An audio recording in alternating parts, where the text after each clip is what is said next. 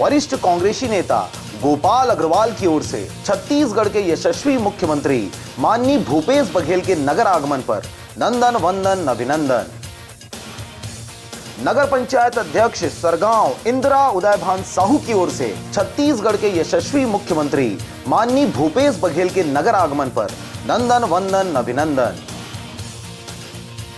जागेश्वरी घनश्याम वर्मा जिला पंचायत सभापति की ओर से छत्तीसगढ़ के यशस्वी मुख्यमंत्री माननीय भूपेश बघेल के नगर आगमन पर नंदन वंदन अभिनंदन।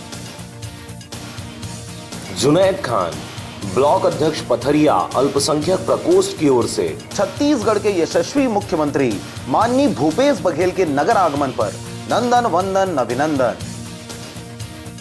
वरिष्ठ कांग्रेसी नेता रशीद खान की ओर से छत्तीसगढ़ के यशस्वी मुख्यमंत्री माननीय भूपेश बघेल के नगर आगमन पर नंदन वंदन अभिनंदन। ऋषभ अग्रवाल की ओर से छत्तीसगढ़ के यशस्वी मुख्यमंत्री माननीय भूपेश बघेल के नगर आगमन पर नंदन वंदन अभिनंदन। एजाज अहमद जिला महामंत्री कांग्रेस कमेटी मुंगेली की ओर से छत्तीसगढ़ के यशस्वी मुख्यमंत्री माननीय भूपेश बघेल के नगर आगमन पर नंदन वंदन अभिनंदन। छत्तीसगढ़ के मुखिया भूपेश बघेल सोमवार को 2 दिवसीय प्रवास पर बिलासपुर लोकसभा क्षेत्र पर रहे, जहां उन्होंने लोकसभा क्षेत्र बिलासपुर के कांग्रेस प्रत्याशी अटल श्रीवास्तव के पक्ष में वोट करने के लिए क्षेत्र की जनता से अपील किया। पंडित जवाहरलाल नेहरू मैदान पथरिया में पहुंचे प्रदेश के मुखिया का कांग्रेसियों ने भव्य स्वागत किया।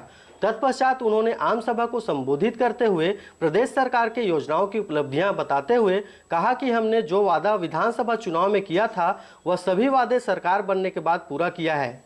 इसके साथ ही उन्होंने विपक्ष पर जमकर निशाना साधा। अब इनके पास तो कोई मुद्दा रहा नहीं। 5 साल स्पष्ट बहुमत केंद्र में रहा है। उत्तर प्रदेश में इसकी सरकार रही है, मंदिर बना नहीं पाए। अब फिर वोट पाने के लिए 5 साल तक चुप रहे, अब फिर वो कर रहे हैं। 370 में उसी की सरकार थी, उसी समर्थन में जम्मू कश्मीर की सरकार थी, क्यों चुप रहे? अब चुनाव आता है तो लोगों की भावना भड़काने के लिए इस प्रकार से बात कह रहे हैं। मुख्य बात ये नरेंद्र मोदी जी को, भारतीय जनता पार्टी को बताना चाहिए इन 5 सालों में देश के लिए किया क्या है।